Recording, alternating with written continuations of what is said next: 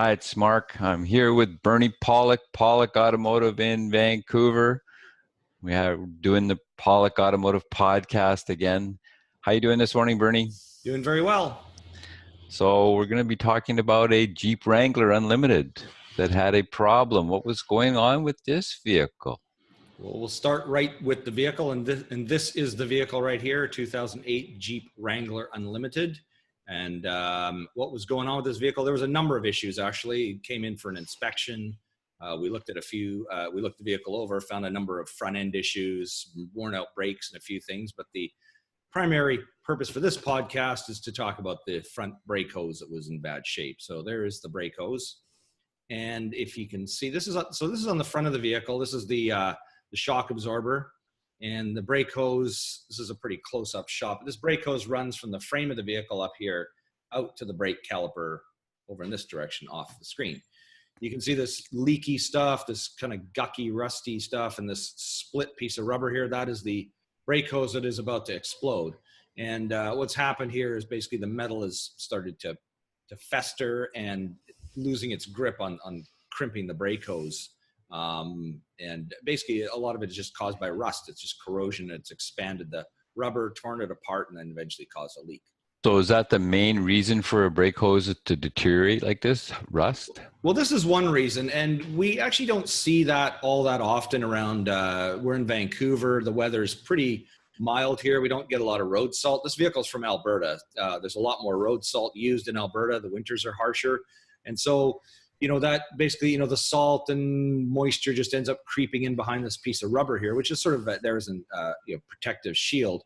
Kind of creeps in there, sits in there, and over the years, it's 10 years old. It just eventually starts to, corrode the metal. It expands. As I said, it just loses its grip on the. It's a high pressure crimp on a rubber hose. And so is this like an accident that's waiting to happen? Absolutely.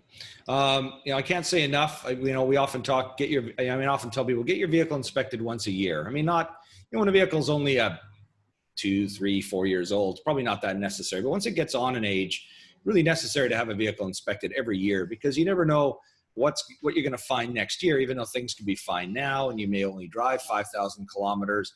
There's things happen over time. Things deteriorate, rust and corrosion just starts to get into places, and it'll start working its way through stuff. So what looks good now, even a year later, even if you don't drive a lot, can often amount to problems. So this is why you always need to have an inspection, because you'll never see this until it breaks. And you're saying an accident waiting to happen.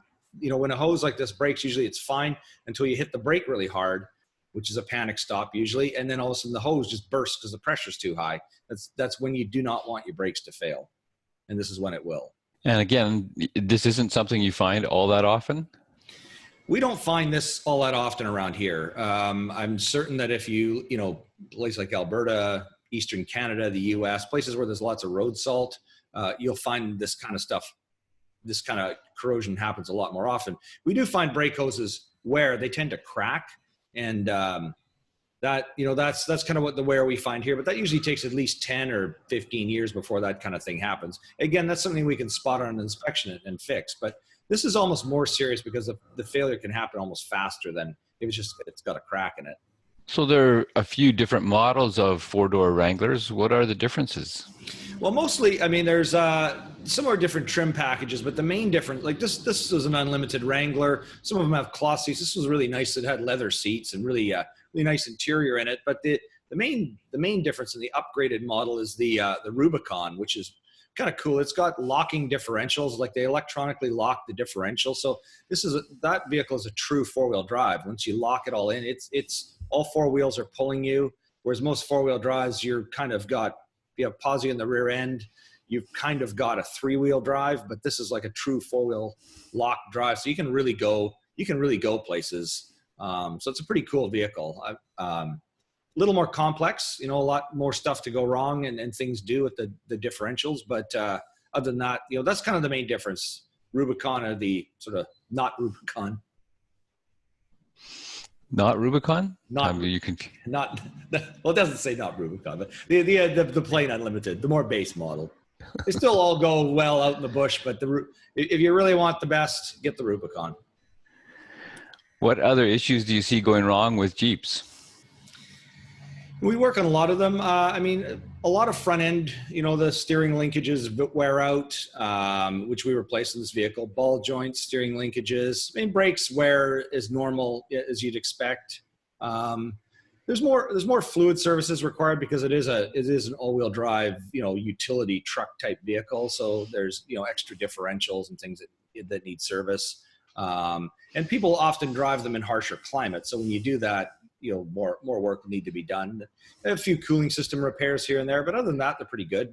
So there you go. If you're looking for a service for your Jeep, or you have some concerns about having imported a car from Eastern Canada and maybe you need to have the brake hose checked, the guys to see are Pawlik Automotive. You can reach them at 604-327-7112 to book your appointment, or check out their website, pawlikautomotive.com. Hundreds of articles and videos on there, or the YouTube channel, which is the same. 5+ years of videos on there, or our new podcast on iTunes. Thanks, Bernie. Thanks, Mark.